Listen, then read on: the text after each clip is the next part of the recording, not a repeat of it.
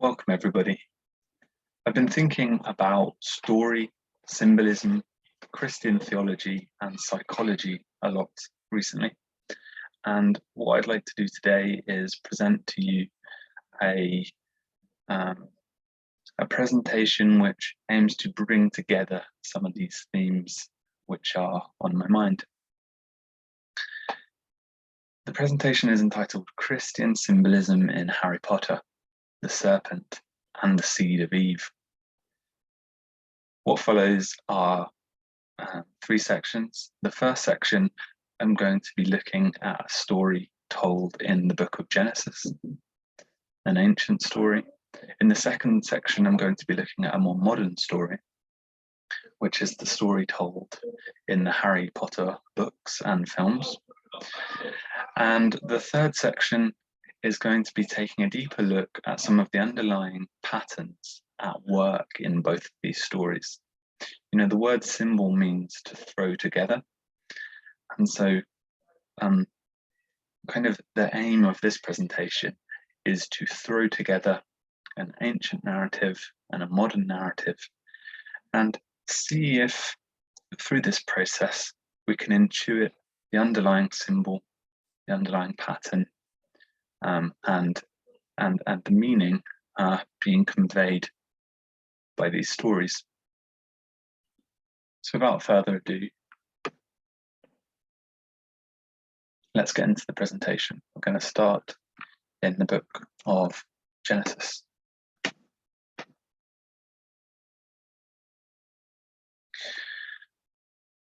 So this is after Adam and Eve have been tempted by the serpent. They've eaten from the tree of the knowledge of good and evil. And God judges them, and judges in particular the serpent also. And so this reading from Genesis comes from that episode of the serpent being judged. This is from Genesis 3:14 and 15. And the Lord God said unto the serpent, because thou hast done this, thou art cursed above all cattle and above every beast of the field. Upon thy belly shalt thou go, and dust shalt thou eat all the days of thy life. And I will put enmity between thee and the woman, and between thy seed and her seed. It shall bruise thy head, and thou shalt bruise his heel. So I've got a piece of art here representing this prophecy, essentially, which God mentions in Genesis 3:15 about the seed of Eve, the children of Eve, and someone who is going to emerge from the generations of Eve, and the seed of the serpent too. And the prophecy, what is foretold essentially, is that these there will be a conflict, there'll be a struggle, there'll be a war between these two forces, the serpent and the generations of Eve. Not the generations of Eve, but a specific seed of Eve. Maybe we are to imagine a person emerging who will crush the head of the serpent, and in that struggle the serpent will bruise that person's heel. So this is known in Christian theology as the protoevangelium. I'm going to read from a Wikipedia article here. In Christian theology, the protoevangelium is God's statement to the serpent in the Garden of Eden about how the seed of the woman would crush the serpent's head. Old Testament scholar Derek Kidner describes the protoevangelium as the first glimmer of the gospel. This is in the book of Genesis, remember. Several of the early church fathers, such as Justin Martyr, and Irenaeus regarded this verse as the protoevangelium, the first messianic prophecy in the Old Testament. So I say all this to really show you a pattern embedded in an ancient story, and a pattern and a story that has a deep tradition to it. It's considered significant in the Christian tradition, this protoevangelium, the first glimmerings of the gospel. And there's a kind of prophetic nature to Genesis 3:15. And it is that Genesis 3:15 that I want to look at, that small bit of narrative there about the struggle between the serpent and the generations of Eve, and that from the seed of Eve, someone is going to arise who will crush the serpent's head, and that the serpent in that struggle will bruise the heel of that person. The boy who lived. So with that pattern in mind, Genesis 3:15, let's move now into Harry Potter, a more modern story, and see if we might detect a similar pattern at work. And I will put enmity between thee and the woman, and between thy seed and her seed. So Lord Voldemort is, of course, a serpent, essentially, in the Harry Potter narratives. He has a giant serpent. His appearance is serpentine. He was in Slytherin House. There's a lot of serpent imagery around Lord Voldemort, the evil character in the Harry Potter stories. And right at the seed of the stories, right at the beginning of the stories, is an act of agape, an act of self-sacrificial love from Lily Potter, Harry Potter's mother, in the face of Lord Voldemort, in the face of the serpent. And so it's as though Lily Potter is a stand-in for Eve here, and that the seed of Eve, the one who would rise, who is foretold to rise up and to crush the serpent's head, is Harry Potter, who plays a central role in the Harry Potter stories, of course. So agape is a Greek word for love, and it's identified with the love of God in Christianity, Jesus Christ being the embodiment of agape. And it is agape as the serpent, Lord Voldemort, casts the killing curse. It is the agape, the overflowing of agape, which shields Harry Potter. It is the overflowing of Lily Potter's agape, love for Harry Potter, that shields him against this curse. And indeed, this curse rebounds upon Lord Voldemort. And this is really the whole Harry Potter story. This is the central pattern to the story, and it is seeded in an ancient text written thousands of years ago in Genesis 3:15.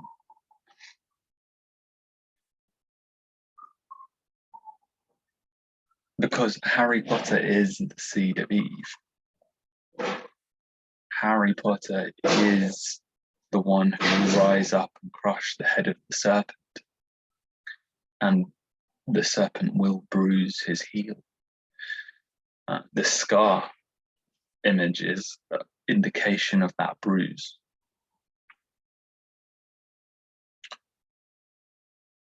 And so the whole pattern, without belaboring the point, the whole pattern of Harry Potter is the seed of Eve versus the serpent. Voldemort being the serpent, Harry Potter being the seed of Eve. And Lily Potter's agape and the love embodied by that act being a central moment right at the dawn of the narrative. Principalities, head and body. So now, so far it's been pretty straightforward. I've established a pattern in Genesis about the prophecy or the protoevangelium, prophecy that the serpent's head will be crushed, the serpent will be overcome by the seed of Eve, who is to come in the future. And then I've talked about Harry Potter and how that pattern, that grammar, that kind of narrative grammar is there right at the beginning of the story, and indeed plays out through every episode. Every book, every film is working with that central grammar, that central pattern, which is basically compressed and stated clearly there in Genesis 3:15. So now what I'd like to do is get a bit more technical into some ideas about principalities and what it means to be in the world, because what I'd like to do now is explore how it is that the seed of Eve crushes the head of the serpent. That's quite violent imagery. And I think there's something profound and subtle in the way in which the seed of Eve overcomes the serpent. I might just add as well that the protoevangelium, from a Christian perspective, the New Testament and the life of Jesus Christ, like, is the fulfillment, like Jesus being the seed of Eve that crushes the head of the serpent. Just putting that out there, and Jesus being the embodiment of agape also. And so there's a sense in which Harry is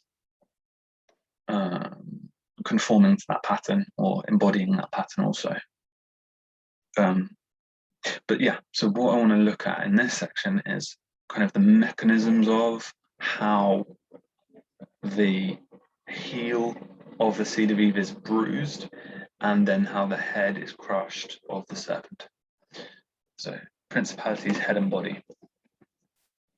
From Ephesians 6:12, St. Paul writes, "For we wrestle not against flesh and blood, but against principalities and powers," or against principalities, against powers, against the rulers of the darkness of this world, against spiritual wickedness in high places. So that's an interesting distinction right away, because it's not against flesh and blood. And this protoevangelium, this Genesis 3:15, has a kind of flesh and blood imagery to it. The bruising of the heel, crushing of the head, bruising of the head and the heel, and that image I put up of that it's quite violent flesh and blood kind of imagery. But I want to suggest a spiritual dimension to that story too. I suppose I want to take a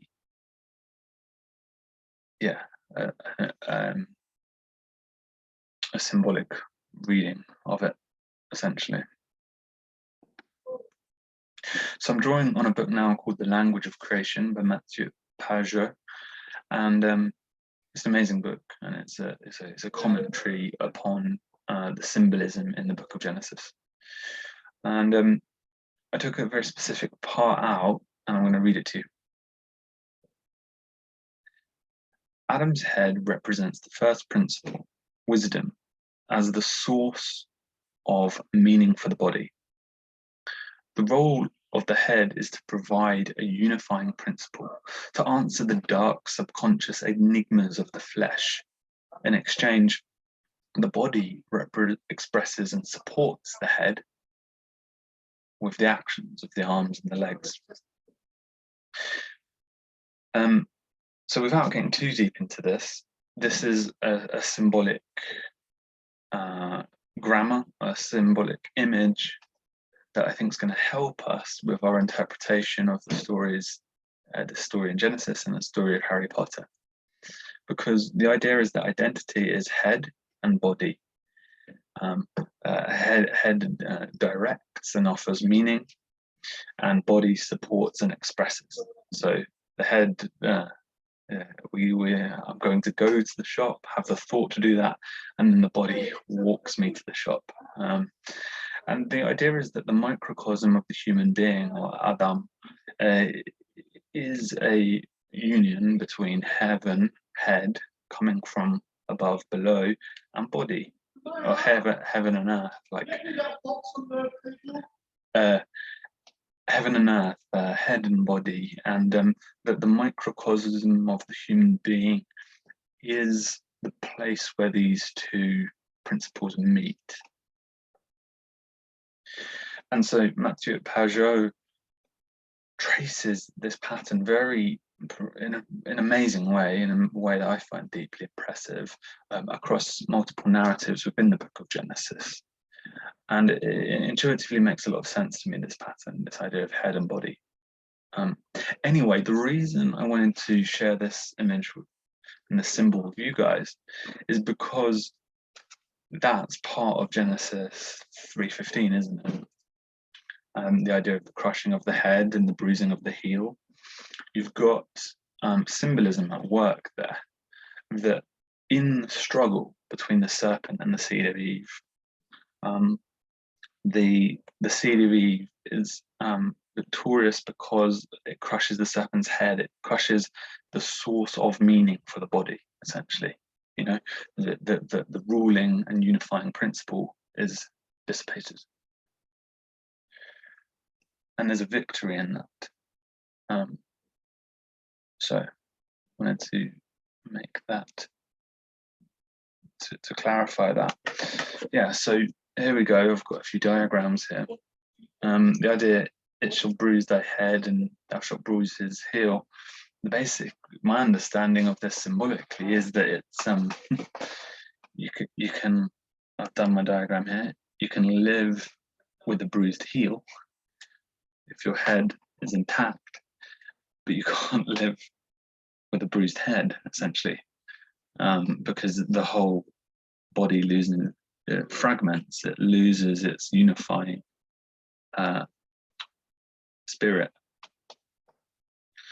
And so there's something very important in that symbolism of head and body, or head and heel, because the head is also the highest thing. It is connected to breath also, and spirit. And therefore, if the head is bruised, the whole principle of the identity collapses.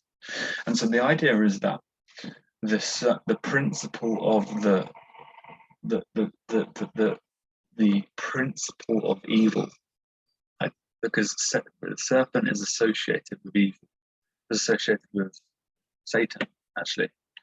The principle of evil will have its head crushed by one who is to come from the generations of Eve. And in that struggle, that one will have their heel bruised. So what does all of this mean? And thou shalt bruise his heel. So let's look at Harry Potter, because he's a wounded figure, you see. And he can talk to snakes. So there's a sense in which it's possible for him to be in communion with the serpent. It's possible for him to hear the serpent's will and maybe even bow down to it. There's this kind of temptation in his soul. Is what's called a parcel tongue in the Harry Potter series. He talks to snakes.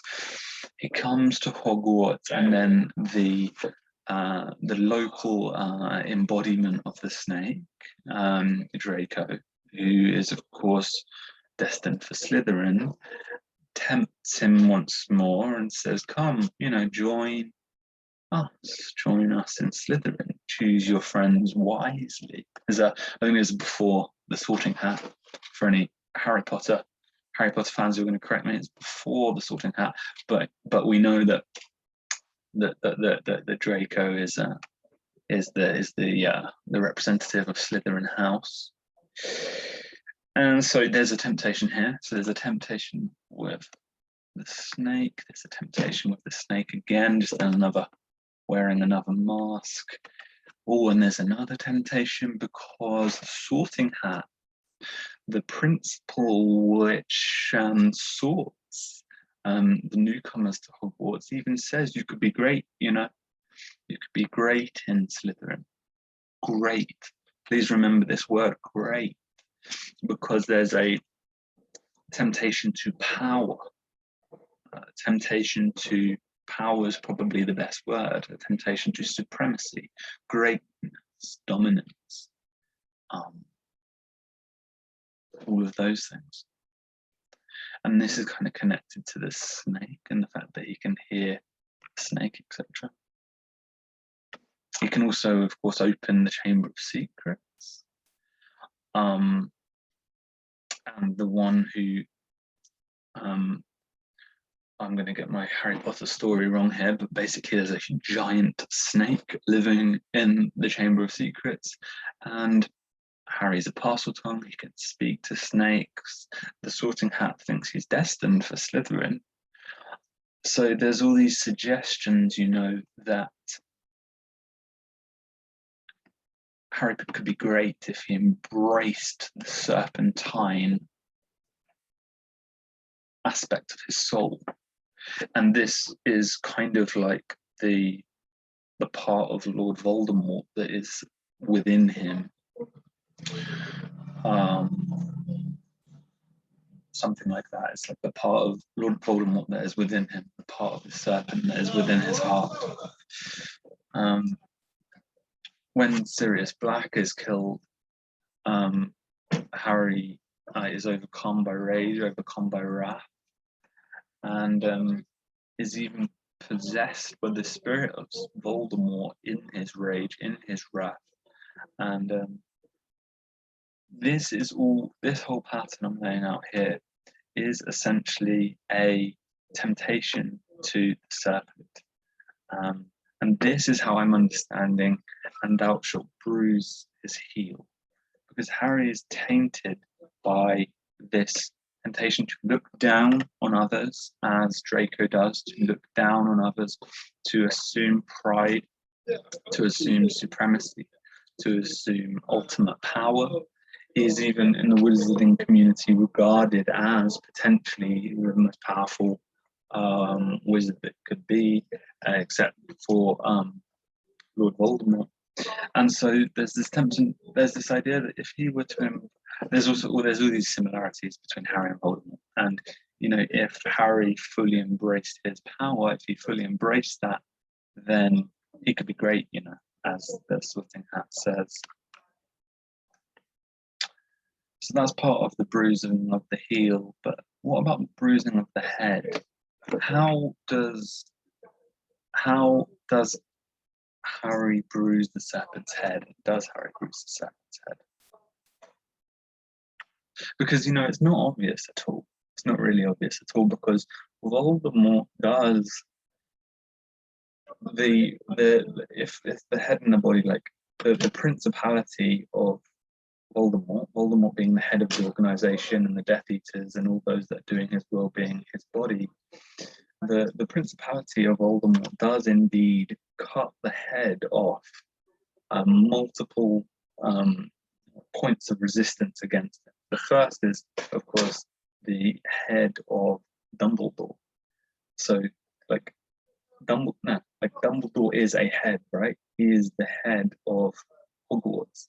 Like the whole body of Hogwarts supports the head, which is he is the headmaster of what he is. And so the headmaster of Hogwarts is killed. Like, that's a big deal. Like, that seems like a moment of victory, a moment of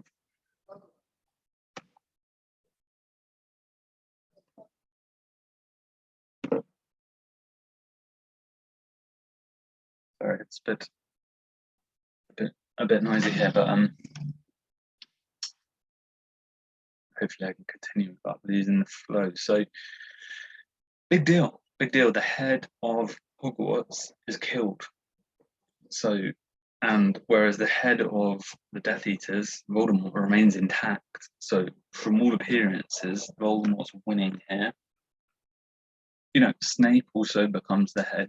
Like the head of Hogwarts is killed, Dumbledore. Snape rises to replace that head. Snape becomes the new head of Hogwarts, okay, the ruling principal of the school, and Snape also dies. Sorry if I'm ruining this for you. I'm assuming you understand the Harry Potter stories watching this video.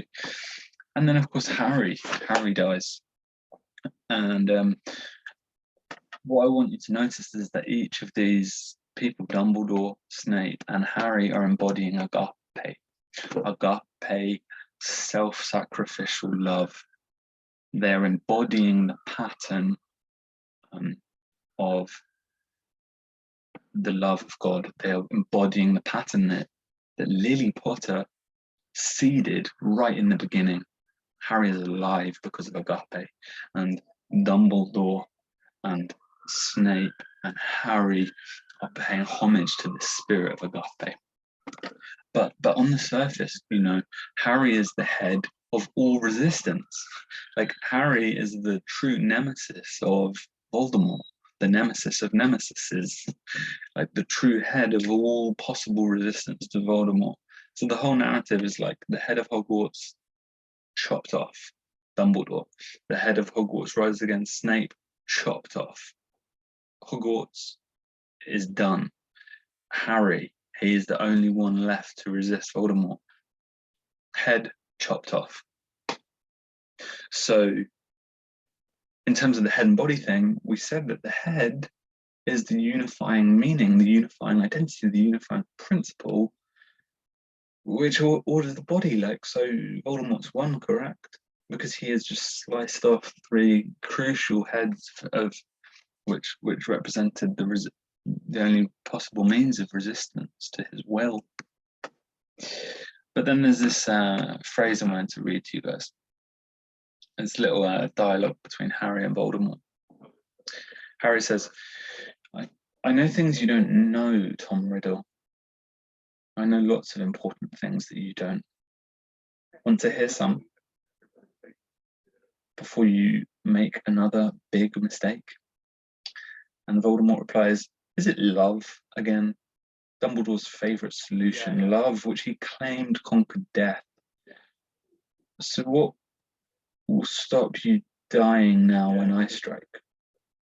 If it is not love that will save you this time, you must believe that you have magic that I do not, or else a weapon more powerful than mine. I believe both, replies Harry. And of course, ultimately, the head of the serpent is chopped off, head of the serpent is crushed, and the body fragments into 1,000 scattered pieces.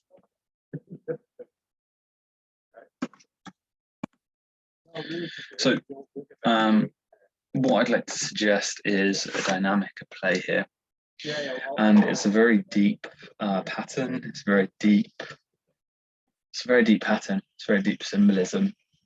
And the difference between Harry and Voldemort, you see, is that Voldemort identifies with the head. This blue circle is like where the center of Voldemort's identity is, you see.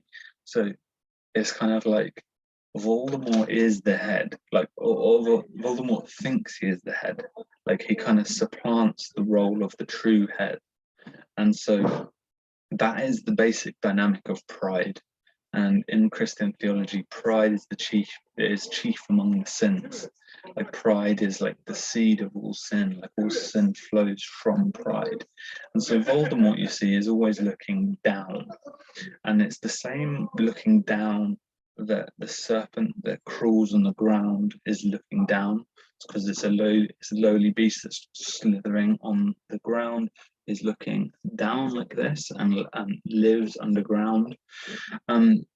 There is also this idea, you know, like Draco Malfoy looks down on others, Lucius Malfoy looks down on others. There is this looking down, which is this dynamic of pride at work in the Malfoy family and in the spirit of Voldemort. But of course, you know, Voldemort looks down on everyone, because in that phrase just there, he's just like, what do you have, Harry, that's more powerful than what I've got? You know, I have the Elder Wand at my command, like the most powerful of all wands in the wizarding world. Like, I have attained ultimate power, and what is above me? That's the thing. Is like, that's the thing Voldemort is blind to. It's like, nothing is above me. I am the supreme principle. That is what pride means. This is psychologically true. So what I'm describing here is like a theological pattern, theological story, but also like a very real psychological pattern. Because if you are in the habit of looking down, you're in the habit of pride. And the inverse of that principle is being the heel, not the head. And if you identify, if your center of gravity is the heel, not the head, then you are actually part of the body. Like, you are instead of the head, you are the body. Okay? That which supports a greater identity, a greater ruling principle, a greater unifying meaning, a greater spirit. And so, because like in Christian theology, like the church is the body of Christ. Like, the church is the body of Christ, and so it's kind of like the heel of Christ. Like, so, like, gives body to. That's what church does. Is like a church gives body to that spirit. But like the highest is love. Like I think St. Paul said, the greatest among these is love, like agape. And so this is the pattern that Dumbledore got, Snape got, and Harry got, and seeded all by Lily Potter's act of self-sacrifice in the beginning. So agape, part of what agape means for us psychologically is like that we're looking up, and to look up is to be humbled, because to look up means that I am below, I am the heel of, I am the body of, I am supporting of something higher. And that's a very different identity formulation versus pride, which says, no, I am the identity. Carl Jung would call this ego inflation, inflated by the image of the self.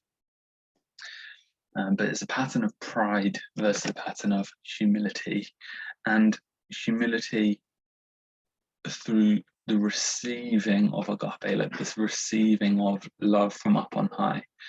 And so this is really how I understand the Harry Potter story, because what's happening, you know, is that Dumbledore really isn't the head. He's the headmaster, he's the head of Hogwarts, but something greater than he is the head. Snape becomes the head of Hogwarts, but again, Snape isn't the head. Something greater is the head. And even Harry, the character about around which the whole story revolves, Harry is not the head. He is the body. He is the heel for something greater. And it is in this knowledge, in this wisdom, in this insight, that Dumbledore, Snape, and Harry willingly give their lives in kind of acknowledgement of agape, acknowledgement of the highest, acknowledgement of the power of love. And this reminds me too, I'm probably going to do a few more videos on this because I think the symbolism is super interesting. But it reminds me too of, in C.S. Lewis, we have The Lion, the Witch and the Wardrobe, and Aslan understands, I think it's called the old magic, or the ancient magic, or the deep magic, which the White Witch doesn't understand. The White Witch is accumulating power, feels like she has supreme power, but she does not understand the old magic. Voldemort, same pattern, has all the power, accumulates the power, but he does not understand the old magic. And there's something too in the Lord of the Rings, Sauron, this ultimate power, does not understand the old magic. So those are some thoughts for you anyway. I'm sure this presentation is incomplete. There's lots more I want to do. Maybe I'll do a second part to it, or a series or something where I could explore the themes in a bit more depth. I apologize for any background noise that's been distracting or anything like that, but I wanted to try and get this this video out because I think there's a really profound insight embedded in the stories of Harry Potter, which really shouldn't be surprising because the Harry Potter franchise is like the third most popular of all time, I think, something like that. Like, it's insanely popular. Popularity doesn't necessarily mean good, doesn't necessarily mean quality, but it's obviously struck a nerve within the imagination of many, and I think there's a reason for it, and I hope to have laid out that reason for you, at least sketched it for you in this video here.